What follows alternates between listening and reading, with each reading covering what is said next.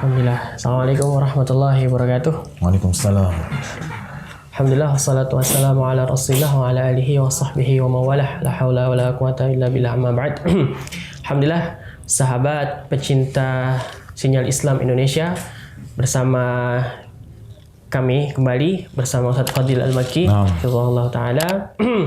Insyaallah kita akan bahas kembali setelah kemarin kita bahas sampai pada kejadian wafatnya Siti Khadijah dan kejadian Nabi setelah itu.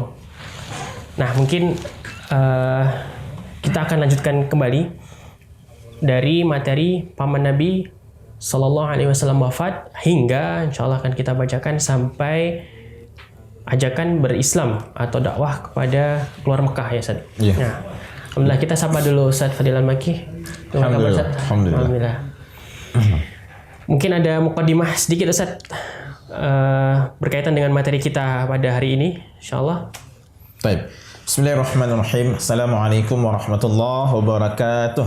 Waalaikumsalam warahmatullahi wabarakatuh. Alhamdulillah wassalatu wassalamu ala Rasulillah wa ala alihi wa ashabihi ajma'in, amma ba'd.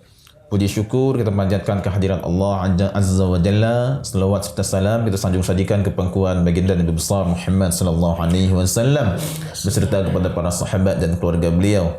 Masya-Allah Azzi. Pekan lalu kita bahas wafatnya Sayyidatuna Khadijah radhiyallahu anha, kemudian Nabi menikahi Ibunda Saudah, kemudian Nabi menikahi Ibunda Aisyah. Nah, itulah periode yang terjadi pada sirah Nabawiyah dan telah kita bahas pekan lalu. Banyak juga kita bahas mengenai hal-hal fikih kontemporer yang berkaitan dengan fikih sirah. Fikih sirahnya mudah-mudahan menjadi faedah bagi kami dan juga bagi pecinta sinyal Islam Indonesia sekalian. Kali ini kita masuk kepada wafatnya Abu Talib. Aziz, kita bahas 3 tahun Nabi Bani Hashim dikurung. Dalam artian diboikot, bukan dikurung penjara, tapi diboikot. Oh, nggak boleh berjual beli dengan orang Quraisy, nggak boleh untuk bergaul, berkumpul, nggak boleh untuk menjalin pernikahan, nggak boleh banyak hal yang dilarang oleh orang Quraisy ketika peristiwa pemboikotan tersebut. Sehingga Abu Talib yang udah tua, tentunya kan, masya Allah, namanya orang tua diboikot, nggak bisa untuk jual beli, nggak bisa untuk ngobrol, nggak bisa berkumpul, dicuekkan, diacuhkan. Maka fisik beliau pun yang udah tua semakin down tentunya, semakin melemah. Dan demikian juga Sayyidatuna Khadijah radhiyallahu anha. Dalam kitab Nurul Yakin dijelaskan yang meninggal siapa dulu? Khadijah dulu. Dalam kitab yang lain, kitab Rahiqul Maktum, dijelaskan yang meninggal terlebih dahulu adalah paman Nabi. 3 bulan kemudian baru meninggalnya Sayyidatuna Khadijah radhiyallahu anha. Penyebab utamanya tentunya umur. Udah takdirnya dari Allah. Namun efek dari pemboikotan yang dilakukan oleh orang kaum kafir Quraisy itu benar-benar membuat paman Nabi Abu Talib sangat-sangat lemah kesehatannya, fisiknya. Menurun drastis. Iya, menurun drastis. Kemudian pun Allah memanggil paman Nabi dan ketika akan meninggal, Nabi sangat bersemangat untuk mengajarkan kalimat tauhid kepada paman beliau. Karena segaimanapun orang dulu tidak menyembah Allah, tidak mentauhidkan Allah, tidak memeluk agama Islam, Masya Allah, jika di akhir hayatnya sebelum ruh sampai ke tenggorokan mengucapkan La ilaha illallah Muhammadur Rasulullah, maka dia telah menjadi Islam dan dosa-dosanya terdahulu diampuni walaupun dia belum pernah salat. Karena ada salah seorang sahabat yang masuk Islam masuk Islam dalam peristiwa Uhud, belum pernah bersolat, langsung ikut perang aja. Begitu mengucapkan kalimat tauhid kemudian ikut perang. Saat perang ternyata syahid. Maka Nabi bilang ini sahabat atau kama qala, dia belum mengerjakan amalan yang besar tapi pahalanya besar. Belum mengerjakan amalan yang banyak tapi pahalanya besar, banyak, Masya Allah. Kenapa? Karena dengan kalimat la ilaha illallah akan diampuni dosa-dosa terdahulu. Bahkan dalam masalah fikih terjadi satu pertanyaan, orang yang baru masuk Islam, yakni mu'allaf, umurnya 40 tahun. Sedangkan dia baligh mungkin dulu umur 11 tahun. Jadi ada berapa tahun masa dia taklif sih? Umur 29 tahun di masa dia mengarungi kehidupan sebagai orang non-Islam. Kemudian umur 40 tahun masuk Islam. Nah, apakah fase 29 tahun ini dia harus mengqadha salatnya, mengqadha puasanya karena dia masih dalam kondisi non muslim dulunya? Jawabannya tidak. Jawabannya tidak. Beda dengan kita kalau kita tinggalkan solat dalam fiqh mazhab Syafi'i harus diqadha. Tapi ini perdebatan masalah fikih kita nggak bahas. Namun orang-orang yang baru masuk Islam, mereka tidak wajib untuk mengqadha amalan-amalan terdahulu. Walaupun masuk Islam umur 50, walaupun masuk Islam umur 60. Kenapa? Dengan kalimat la ilaha illallah Muhammadur Rasulullah, dosa-dosa mereka diampuni. Kebayang kalau mereka harus qadha semuanya, nggak jadi masuk Islam. Aduh, Ustaz, ini ada 40 tahun saya nggak pernah sholat, ini apa harus saya masuk Islam? Nggak jadi deh.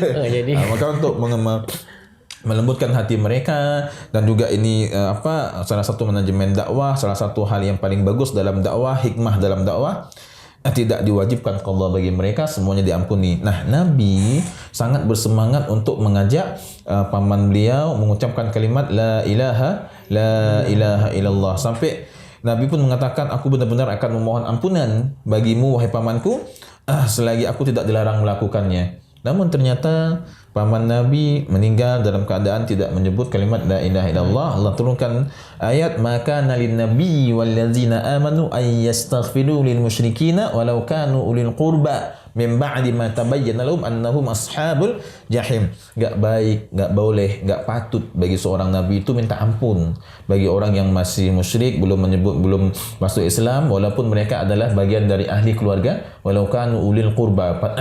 Padahal telah datang keterangan bahwasanya mereka itu nantinya adalah penghuni neraka, yakni bahwa mereka itu kalau meninggal belum mengucapkan la ilaha illallah, mereka penghuni neraka. Jadi Nabi enggak boleh meminta ampun, dan Nabi pun enggak minta ampun kemudian. Kenapa? Karena kalau Nabi minta ampun, doa Nabi makbul. Jadi Nabi enggak minta ampun. Masya Allah, Uzi. Kita lihat di sini, walaupun paman Nabi Abu Talib belum sempat mengucapkan kalimat la ilaha illallah, Nabi bersabda, nanti paman beliau berada di neraka yang paling dangkal. Kalau tidak karena aku, kata Nabi, tentu dia berada di tingkatan neraka yang paling bawah. Karena perjuangan Nabi dibantu oleh paman beliau Abu Talib, dan juga karena kemuliaan Nabi, maka di neraka pun paman Abu Talib mendapat siksaan yang paling dangkal.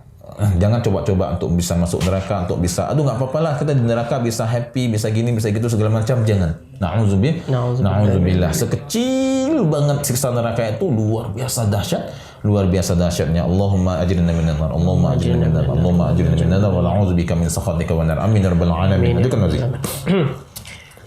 Saya bacakan Ustaz ya. Setelah Siti Khadijah wafat, sebulan kemudian paman beliau Sallallahu Alaihi Wasallam Abu Talib wafat.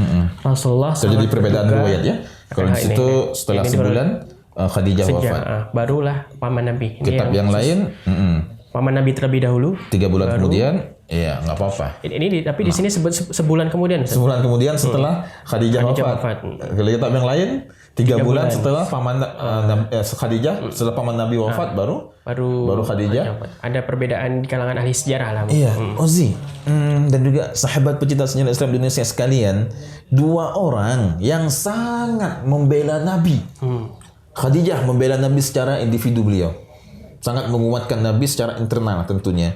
Dan secara eksternal paman Nabi Abu Talib sangat menjaga beliau. Orang-orang kafir Quraisy Mekah segan untuk mengganggu Nabi karena adanya Abu Talib. Karena adanya Abu Talib, pemuka saat itu, dan juga orang yang sangat dituakan di antara mereka, sehingga Nabi pun nggak diganggu secara keras oleh mereka.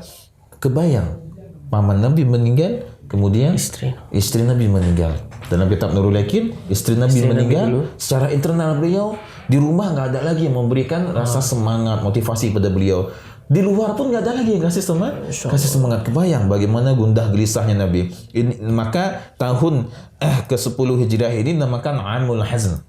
Amul Hazn, yakni tahun kesedihan, tahun 10 Hijriah ba'da nubuwah. Ini tahun ke-10 setelah Nabi diangkat, diutus menjadi Rasul. Umur berapa? 50 tahun. Nah, lanjut Aziz. Tahun itu dia dimakan tahun duka cita paman beliau.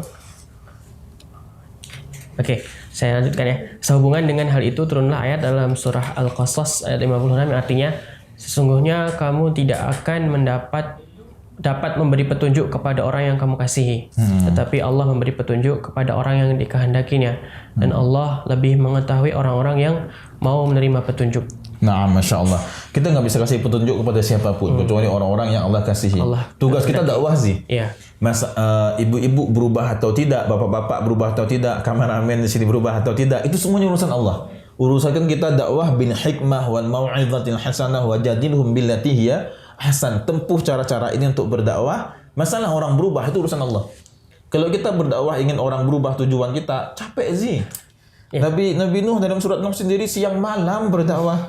Enggak ada yang masuk Islam kecuali enggak ada masuk dalam agama Allah kecuali hanya sedikit saja. Selama 950 tahun. Iya, hampir 1000 tahun berdakwah siang malam. Lainau itu siang malam di situ berarti pagi sore enggak berdakwah. Bukan, itu kalimat majazi. Bahwasanya terus-terusan berdakwah. Kalau dalam bahasa orang Melayu gini, siang malam ku nasihatin enggak berubah dia. Itu berarti udah capek, terus-terusan didakwain. Di sini kita lihat dalam dakwah tujuan kita bukan orang berubah, tujuan kita ingin merubah diri sendiri. Karena lisan kita paling dekat ke hati kita sendiri.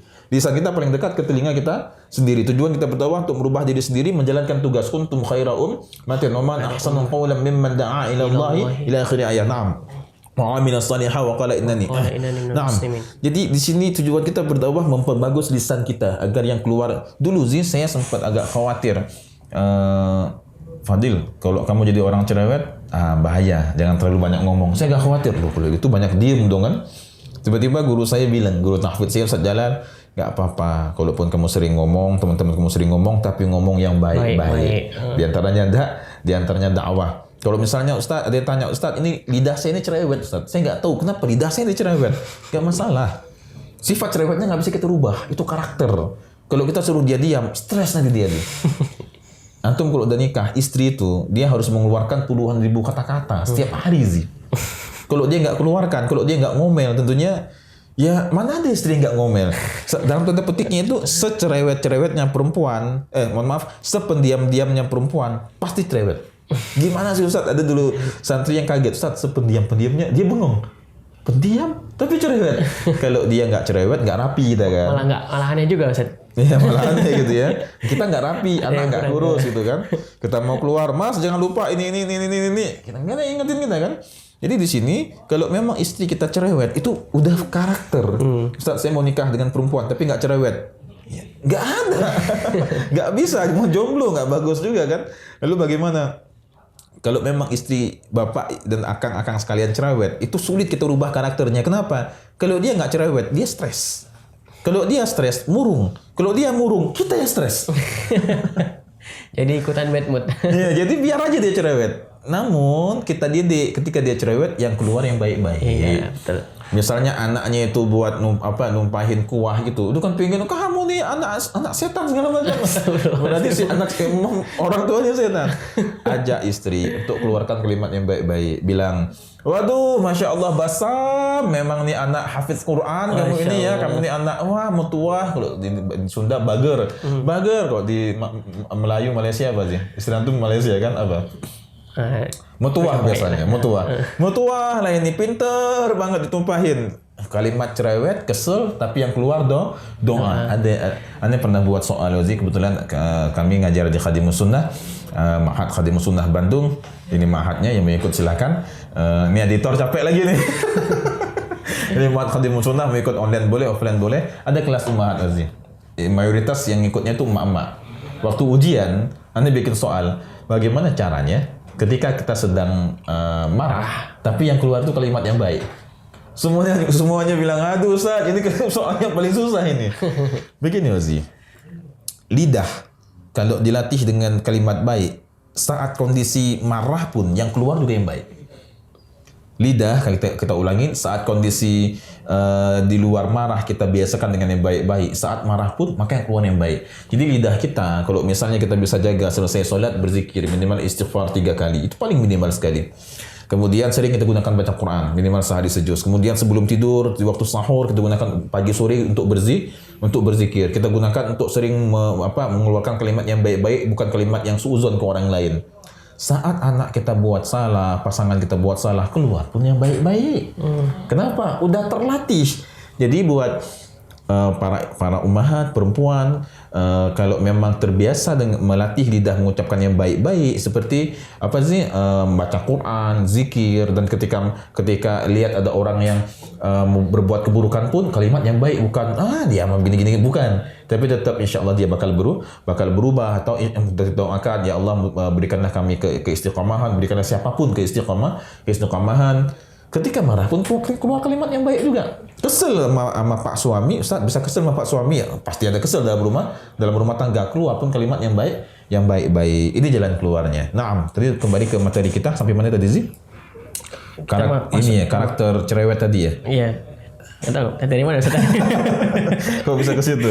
Yeah. Nah, tadi kita bahas paman Nabi ya. Kita masuk ke poin baru lah Ustaz nih. Iya. Gangguan kaum Quraisy kepada Nabi SAW. Perubahan karakter sih. Karakter itu sulit untuk dirubah, tapi bagaimana karakter kita alihkan menjadi BO dakwahnya Nabi ke paman beliau. Kita nggak bisa paksa siapapun untuk bisa berubah. Tapi tugas kita hanya berdakwah. Masalah berubah itu urusan Allah. Itu urusan Allah. Ustaz, bagaimana saya merubah lidah saya yang sering cerewet gini gitu? Ini memang nggak bisa diam nih Ustaz. Kalau diam dikit sebentar aja diam, stres saya Ustaz. Kalau dia stres, kita juga buat stres kan? Yeah. Caranya latih lidah kita untuk berbicara yang baik, untuk dakwah. Nah, silakan lanjutkan. Kami lanjutkan. Boleh. Yang poin selanjutnya, gangguan kaum Quraisy kepada Nabi SAW. Selepas istri dan paman beliau wafat, mulailah para kaum Quraisy ini mengganggu Nabi SAW. Mereka menaburkan pasir kepada beliau, menaruh kotoran binatang ketika beliau sholat. Sesekali mereka mengikat dan menghujat beliau sambil berkata, "Engkaulah yang akan menjadikan Tuhan-Tuhan kami menjadi Tuhan yang satu." Lalu majulah Abu Bakar radhiyallahu an melepaskan beliau dari gangguan mereka dan berkata kepada mereka, "Apakah kamu hendak membunuh seseorang karena ia berkata Tuhanku adalah Allah?" Sampai diikat itu ya? Ya, sampai diikat Ustaz. Baik, kesimpulannya ketika paman Nabi wafat, Ibunda Khadijah wafat. Kan Ibunda Khadijah pedagang Wazi. Sangat perempuan yang disegani. Nah, walaupun perempuan tapi disegani oleh orang-orang Quraisy. Bahkan beberapa pemuka Quraisy dulu sebelum menikah dengan Nabi, sempat pemuka Quraisy sebelum Ibunda Khadijah menikah dengan Nabi, sempat beberapa pemuka Quraisy ingin melamar Khadijah. Enggak ada yang diterima. Sehingga kemudian takdir Allah pun Ibunda Khadijah berjodoh dengan Nabi kita Muhammad SAW. Setelah paman beliau meninggal, istri beliau wafat, gangguan semakin keras, semakin berat. Bahkan Abu Bakar pun semakin diganggu juga. Bukan cuma Nabi, Abu Bakar pun sangat-sangat diganggu dan juga disakitin oleh orang-orang kafir Quraisy. Maka dalam keadaan demikian Abu Bakar pun maju. Ini namanya duka yang bertumpuk-tumpuk sih. Namun Abu Bakar dia kan termasuk seorang pedagang, sangat dihormatin. Abu Bakar mendapat jaminan perlindungan dari Ibnu Dughunah. Naam, ini namanya Amul Hazan, mendung bertumpuk-tumpuk, dan juga Masya Allah benar-benar ujian yang berat bagi Nabi. Kemudian Abu Bakar pun maju ketika Nabi akan disiksa oleh para kafir Quraisy. Abu Bakar mengatakan, "Apakah kalian akan membunuh seorang yang mengatakan bahwa Tuhanku adalah Allah?" Jadi gini sih, dan juga pada pecinta sejarah Islam Indonesia sekalian, orang-orang Quraisy ini gengsinya tinggi. Ini harus kita pahamin kenapa mereka nggak langsung bunuh Nabi saat itu. Gengsinya tinggi, kerjaannya pedagang. Nama baiknya itu harus terjaga. Kalau misalnya Ozi punya satu perusahaan jual beli lah kita bilang, kuliner gitu. Antum akan sangat menjaga nama baik antum. Kalau misalnya ada masalah internal perusahaan yang sampai bocor keluar, itu orang nggak akan beli lagi. Kalau misalnya tersebar kabar ke Syam dan juga ke Rum ataupun ke tempat mereka sering jualan, mengirim kafilah, bahwasanya mereka membunuh. Orang Quraisy itu membunuh salah satu kaumnya yang hanya mengatakan Tuhanku adalah Allah. Ini aib besar sampai keluar sih. Aib besar kesebar keluar. Walaupun setelahnya mereka nggak pikir lagi ini. Karena mereka udah nggak habis pikir lagi, udah bingung gimana. Akhirnya mereka bersepakat juga untuk ingin membunuh Nabi ketika peristiwa hijrah. Tapi sebelumnya ini jadi pikiran mereka. Kalau sampai tersebar keluar, kita membunuh laki-laki yang hanya mengatakan Tuhanku adalah Allah. Ini malu kita keluar nantinya. Kalau hal ini tersebar keluar, gosip ini sampai viral keluar, nggak ada lagi yang mau beli dagangan mereka. Ini siapa yang jualan nih? Ini orang Mekah. Mereka pernah membunuh kaumnya, hanya perbedaan Tuhan saja. Omsetnya berubah drastis nantinya kan. Itu yang pertama. Yang kedua, kalau mereka bunuh Nabi, terjadi peperangan Bani Hashim dengan Bani lain itu akan ribut tentunya kan. Ketika terjadi pertempuran seperti ini, maka pemuka mereka berpikir Mekah akan mandi darah, banjir darah nantinya. Masalahnya Ozi, Mekah walaupun zaman dulu nggak ada media sosial, Mekah itu diziarahi oleh orang lain. Mekah itu menjadi tempat berkumpulnya banyak orang saat itu. Maka orang sudah datang ke Mekah, wah jadi sedang perang mereka. Pulang mereka ke daerah asal mereka, tersebar kasus ini kan, viral jadinya. Mau nggak mau viral. Kenapa? Karena banyak peziarah datang ke Baitullah. Ini yang sangat dijaga oleh orang kafir Quraisy. Jangan sampai jika kita terjadi pertempuran Bani, ini jangan sampai keluar. Nggak mungkin. Karena banyak peziarah. Inilah yang mereka jaga, jangan sampai terjadi pertumpahan Bani. Maka setelah mereka pikir-pikir dan mereka musyawarahkan, mereka tetap akan membunuh Nabi. Namun dengan cara yang elegan mungkin. Masalah kita membunuh Muhammad ini, masalah kita bunuh orang yang mengaku Tuhannya adalah Allah, biarlah tersebar keluar. Tapi kita coba rubah nanti narasinya. Kita membunuh Muhammad karena dia memisahkan antara seorang anak dengan bapaknya, antara suami dengan istri. Bukan hanya mengatakan Tuhanku adalah Allah. Ini narasi yang ingin mereka rubah. Tapi ada yang harus mereka hindari. Jangan sampai perang Bani. Maka saat peristiwa hijrah, pemuka Quraisy mengatakan, pilihlah salah seorang anak muda dari setiap Bani dan akan kita tugaskan mereka untuk membunuh Muhammad. Jadi kalau nanti Bani Hashim ingin tuntut balas, bukan cuma dengan satu Bani. Nggak berani tuntut balas. Kenapa? Karena mereka harus melawan semua Bani. Itulah tipu daya orang kafir Quraisy. Maka Allah mengatakan, wa makaru wa makarallah wallahu khairul makirin. Lanjutkan Nazi. Oke. Kita ingat poin selanjutnya, hijrah ke Taif ya. Hijrah ke Taif, nah. Ketika Rasulullah melihat penistaan yang dilancarkan kaum Quraisy kepada beliau, berhijrahlah beliau ke Taif di tahun ke-10 bersama Zaid bin Harisah. Nabi menuju ke kaum Saqif dan meminta pertolongan dari mereka untuk melawan kaum beliau yang sudah sangat Bani Thaqif ya. Naam. Akhirnya beliau mengajak dakwah 3 bersaudara dari Bani Thaqif, tapi mereka nggak mau terima. Kemudian Nabi bilang, ya udah kalau kalian memang bersikap begini, tolong sembunyikan aku. Maka beliau tinggal selama 10 hari Ozi. Beliau berdakwah, menemui para pemuka masyarakat Taif. Namun nggak ada yang mau terima. Akhirnya mereka pun berkata, usir orang ini dari negeri kita. Jarak Taif itu 60 km dari kota Mekah. Daerahnya dingin. Kalau sekarang kayak puncak. Daerahnya dingin, bahkan saat ujian semester, liburan semester, beberapa teman itu sering liburan ke Taif gitu. Anak-anak Mekah tuh kalau pengen liburan ke Taif gitu. Dingin, tapi tandus. Kebayang, dingin tapi tandus. Makanya mereka kalau lihat foto-foto Indonesia itu katanya ini hazi jannah katanya, hazi jannah, ini surga katanya.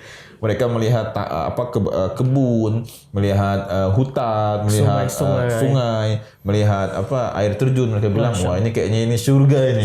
Karena tempat dingin mereka itu Taif tandus. Walaupun dingin tandus. Walaupun dingin ya tandus. Ada beberapa hikmah bisa kita ambil fiqh sirahnya dari sirah Nabawiyah ketika Nabi berangkat ke Taif.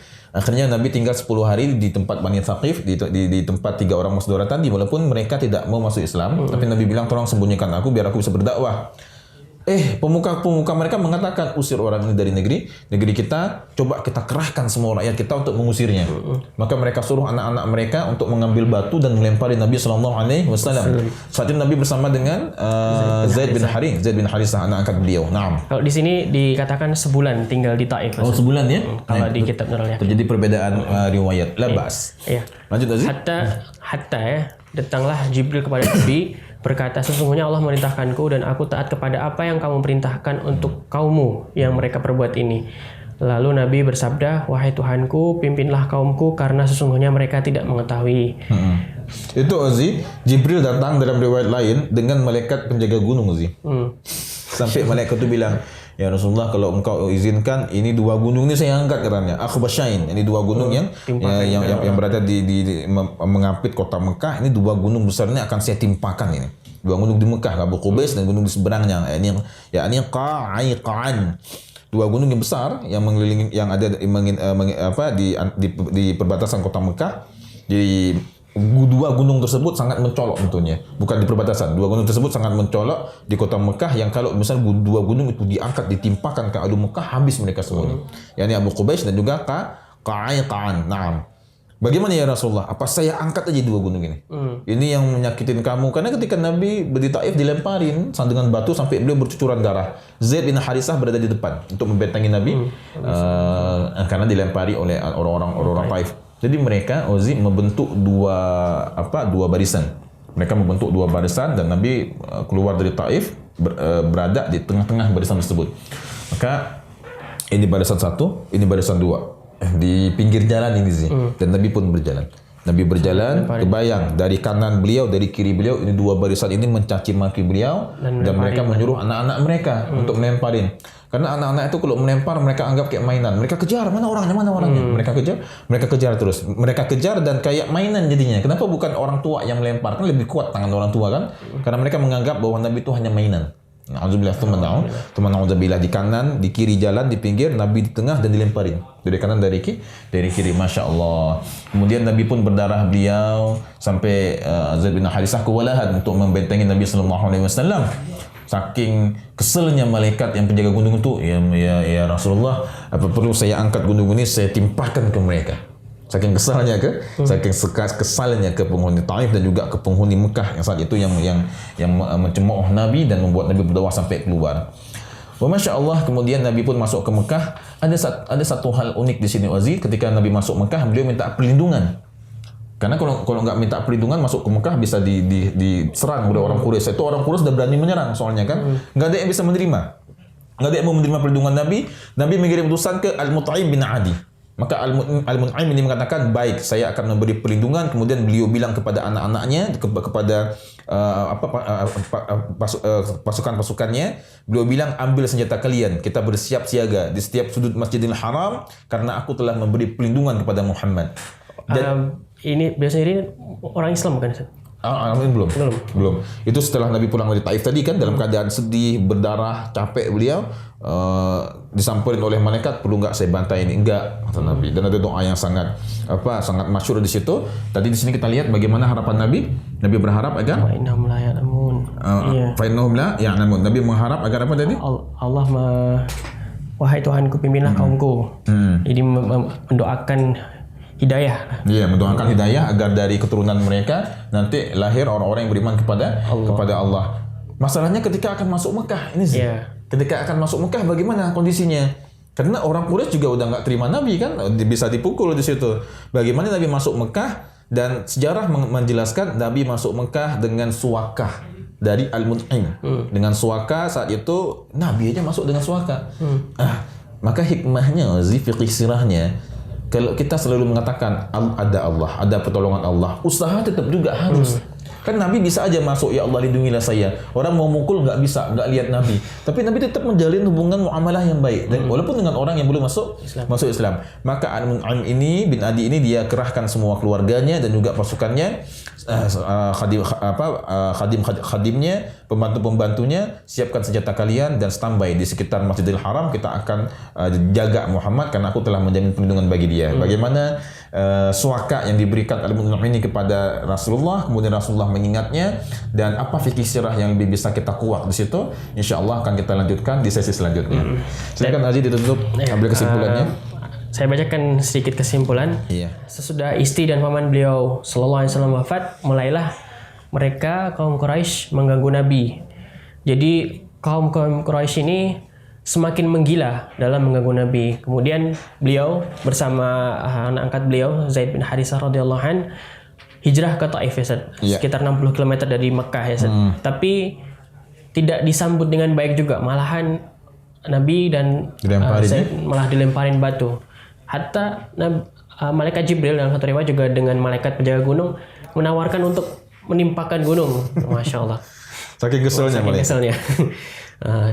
Masya Allah. Mudah-mudahan apa yang kita pelajari hari ini membuka wawasan kita dan menambah cinta kepada Nabi. Jadi ini materi yang sampai ke ajakan dakwah ke luar Mekah ini belum ya Ustaz ya? Sampai sini dulu ya Ustaz. Insya Allah kita sambung di lain waktu. Subhanakallahumma bihamdika asyhadu an la ilaha illa anta astaghfiruka wa atubu ilaik. Assalamualaikum warahmatullahi wabarakatuh.